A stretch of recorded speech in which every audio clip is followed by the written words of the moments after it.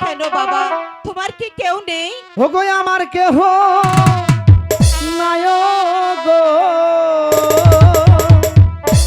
আমি যে পথের ছেলে, আমার কেহ নাই গো মাগো, আমি যে পথের ছেলে।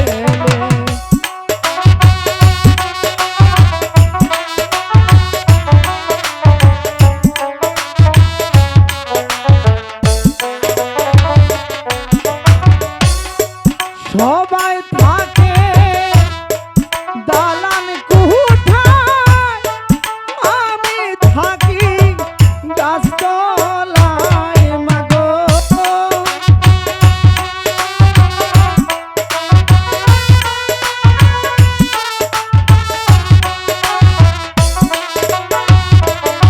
মাগো সবাই থাকে দালান কুঠায়, আমি থাকি গাছতলায় মাগো, আমি যে পথের ছেলে।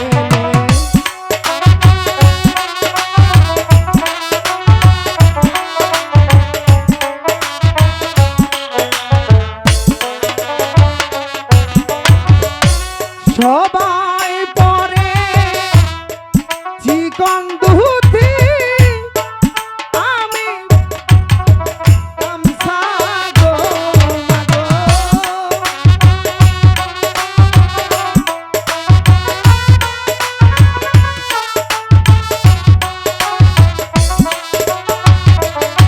মাগো সবাই পরে চিকন ধুতি, আমি পরি গামছা গো মাগো, আমি যে পথের ছেলে। আমার কেহ নাই গো মাগো, আমি যে পথের ছেলে। তোমার বুঝি খুব খিদে পেয়েছে? হ্যাঁ মা। আচ্ছা ঠিক আছে, তুমি আমার সঙ্গে এসো, আমি তোমাকে পেট ভরে খেতে দেব, চিকন সুতার ধুতি দেব। ঠিক আছে। এসো আমার সঙ্গে। এক সুসংবাদ বয়ে এনে দাও।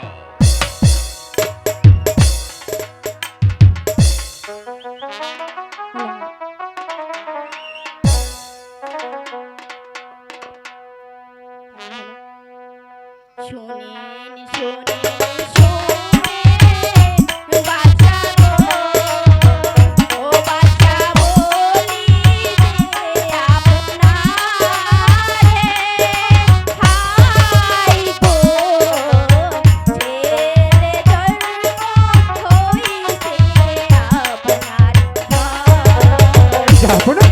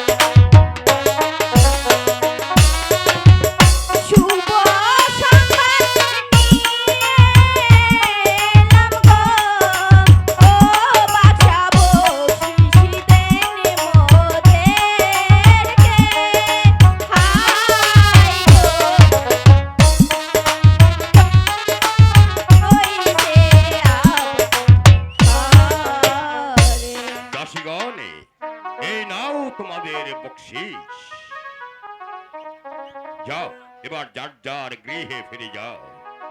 উজির সাহেব, জনাব। একটি কথা আপনাকে বলা হয়নি। সেই মনিবর আমাকে আরো অভিশাপ করেছে।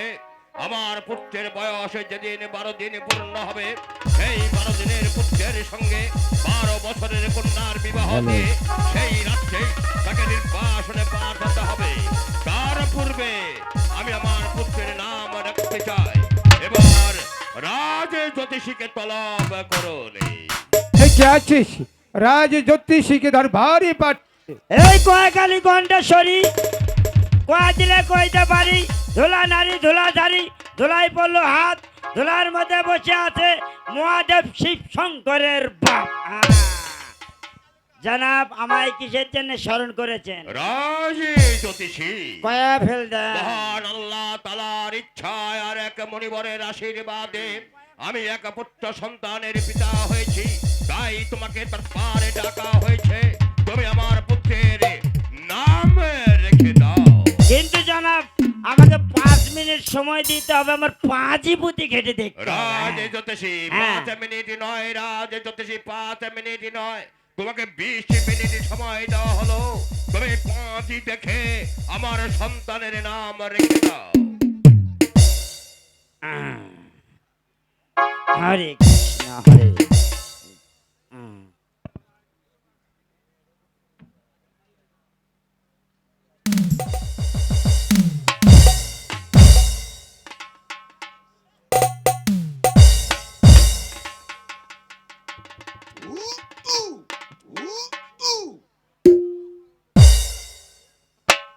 কয়াকালী কণ্ঠেশ্বরী, কয়া দিলে কইতে পারি। ধুলা নারী ধুলা ধারি, ধুলায় পড়লো হাত, ধুলার মধ্যে বসে আছে মহাদেব শিব শঙ্করের বাপ। পেয়েছি জনাব, পেয়েছি। হ্যাঁ, আপনার ছেলের নাম হবে মোহাম্মদ আব্দুল রহিম বাদশাহ। বাহ, খুব সুন্দর নাম হয়েছে, তাই না উজির সাহেব? তুই জনাব। রাজ জ্যোতিষী, হ্যাঁ, তুমি যে নামকরণ করেছ তাতে আমি বড় আনন্দিত। এই নাও তোমার বকশিশ। যাবো না, প্রতিদিন একটা করে মালা দিয়ে আমাকে। হ্যাঁ ঠিক আছে, যাও এবার গৃহে ফিরে যাও। হরি হে দীনবন্ধু, ভক্ত চিনলে না বাবা। উজির সাহেব, বলুন জনাব। যে কথা আপনাকে বলছিলাম, 12 দিনের পুত্রের সঙ্গে 12 বছরের কন্যার বিবাহ দিয়ে সেই রাত্রে তাকে নির্বাসনে পাঠাতে হবে। তাই আজ থেকে আমার সারা রাজ্য আপনি তন্ন তন্ন করে অনুসন্ধান করে দেখুন। ধনী গরিবে কোনো ভেদাভেদ নাই। যার কন্যার বয়স 12 দিনের মধ্যে 12 বছর পূর্ণ হবে, তারই কন্যার সঙ্গে আমি আমার পুত্রের বিবাহ দেব। জনাব,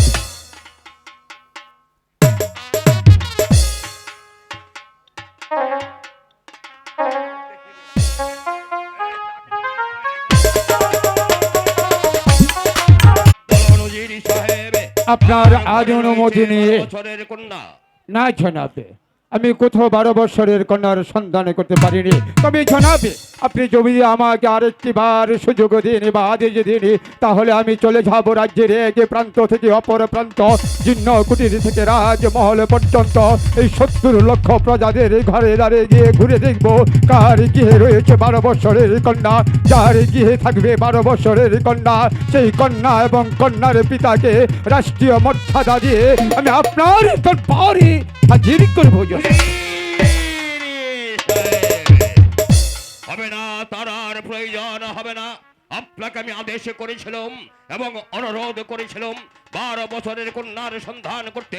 আপনি বলছেন আমার এই বিশাল নিরাশপুর রাজ্যে কারো কন্যার বয়স 12 বছর পূর্ণ হয়নি।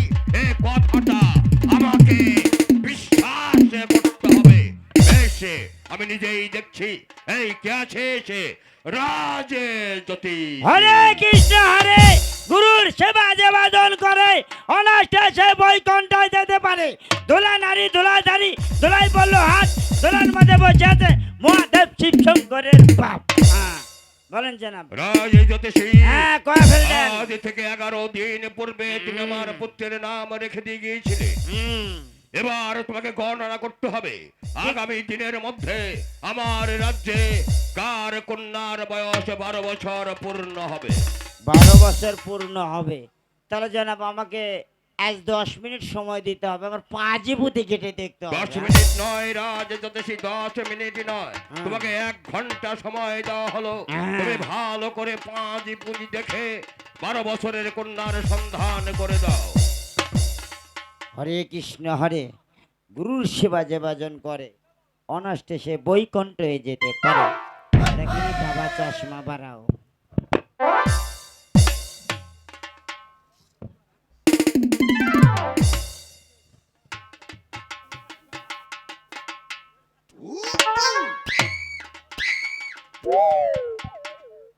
হরে কৃষ্ণ হরে, গুরুর সেবা যে বাজন করে অনাষ্টে সে বৈকুণ্ঠে যেতে পারে।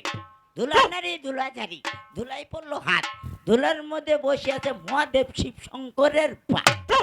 হরে কৃষ্ণ হরে, 12 কি ব্যাপার, ভুল দেখছি না তো? কি হলো রাজ জ্যোতিষী, তুমি অমন করছো কেন?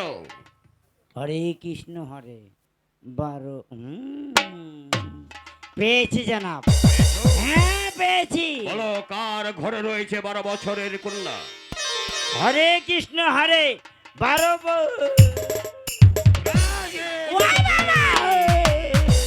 আমি জানতে চাই কার ঘরে রয়েছে 12 বছরের কন্যা। হুজুর ভয়ে বলবো না নির্ভয়ে? ভয়ে বলবে না নির্ভয়ে বলবে? একাব্বর বাদশা তোমাকে আদেশ করেছে, সে তোমার সামনে দণ্ডায়মান, তোমাকে অভয় দেওয়া হলো, তুমি নির্ভয়ে বলো। হরে কৃষ্ণ হরে, রাজে জ্যোতিষী,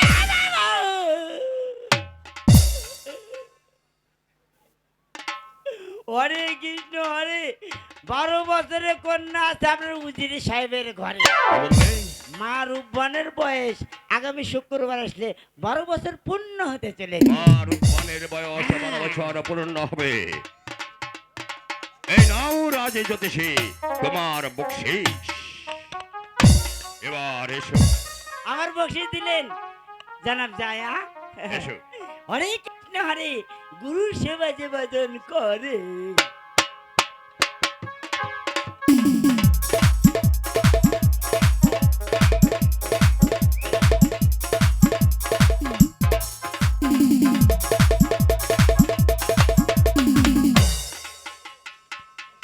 উজিরি সাহেবের ঘরে রয়েছে 12 বছরের কন্যা, অথচ উজিরি সাহেব আমার কাছে বলেনি। বলবেই বা কেন? কোন পিতা কি পারে তার 12 বছরের কন্যাকে 12 দিনের শিশুর সঙ্গে বিবাহ দিতে? এই কে আছে সে উজিরি সাহেবকে পাঠিয়েছে। পেলাম না জনাবি, পেলাম না। সমস্ত রাজ্যময় গুরু 12 বছরের কন্যার সন্ধান করতে পারি।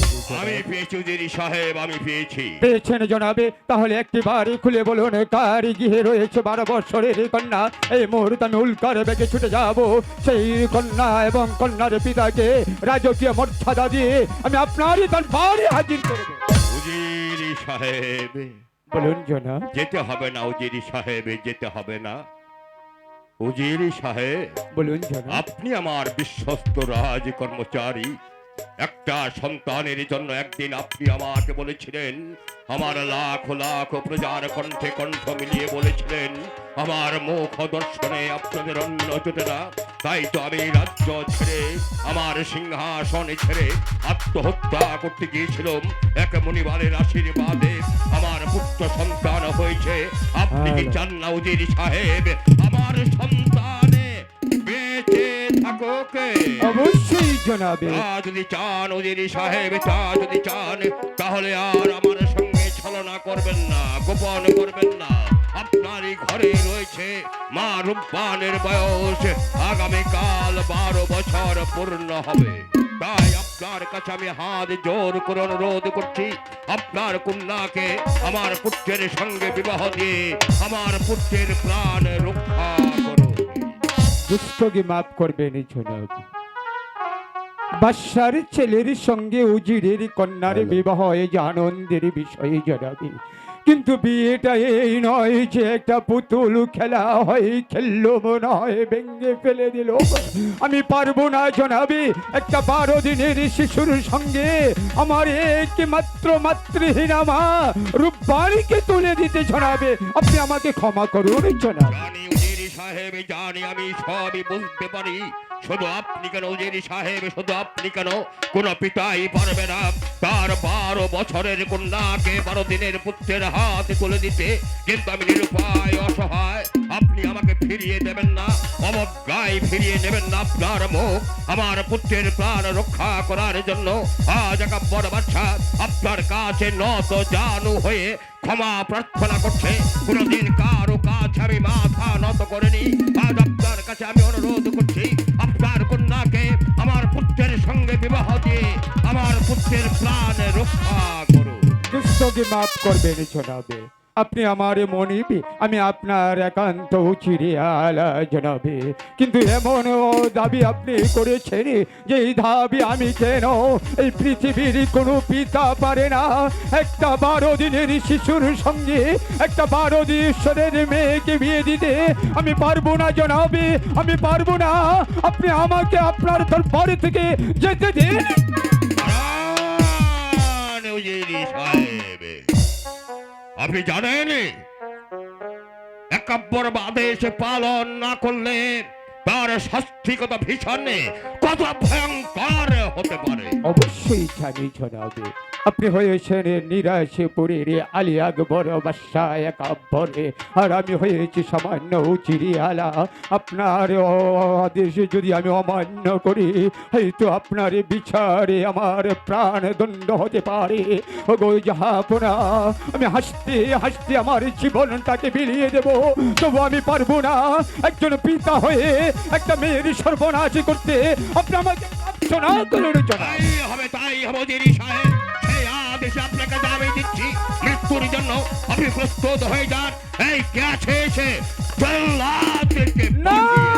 আমি ছিলাম আরামে, হঠাৎ রাজদরবার থেকে ডাক পড়েছেন, ডাকছে জল্লাদ জল্লাদ বলে আমায় ডাকছেন। কোন নারীর সিঁদুর মুছে ফেলতে হবে, কোন মায়ের বুক খালি করতে হবে, বলুন বলুন জাহাপনা, আমাকে কিসের জন্য স্মরণ করেছে? জল্লাদকে বন্দি করো এই বৃদ্ধ উজিরকে, নিয়ে যাও নিক্ষেপ করো অন্ধকার কারাগারে। আগামীকাল প্রকাশ্য রাজপথে তাকে হত্যা করে তার তাজা রক্ত এনে আমাকে উপহার দেবে। ঠিক আছে জাহাপনা, ঠিক আছে। আপনি আমাকে যে আদেশ প্রদান করবেন, আপনার আদেশ আমি অক্ষর অক্ষর পালন করব। আপনার কথা মতো আমি উজিরি সাহেবকে আমি বন্দি করছি।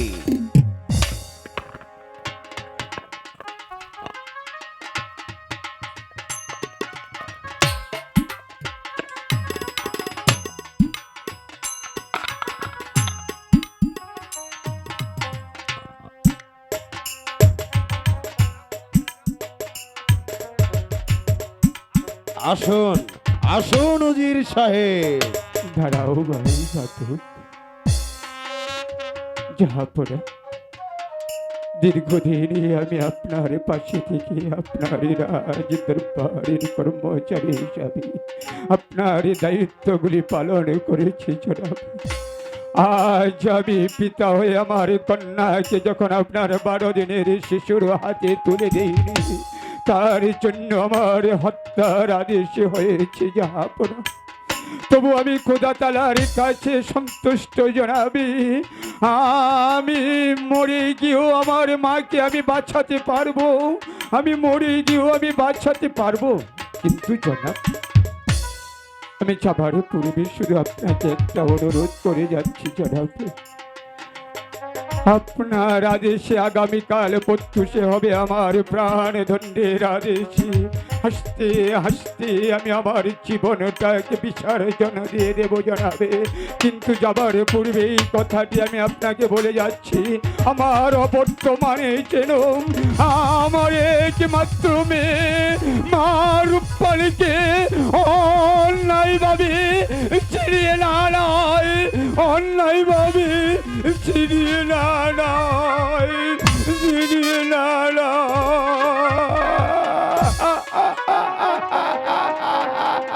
চলে আসুন উজির সাহেব।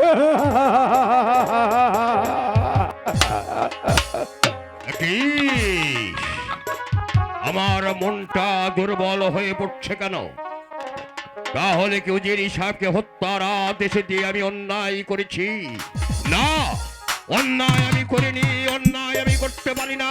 আমার পুত্রকে বাঁচিয়ে রাখার জন্য একা উজিরই কেন, আমাকে যদি হাজারো হাজারো মানুষকে হত্যার আদেশ দিতে হয় আমি তাই দেবো, তবু আমার পুত্রকে বাঁচিয়ে রাখতেই হবে।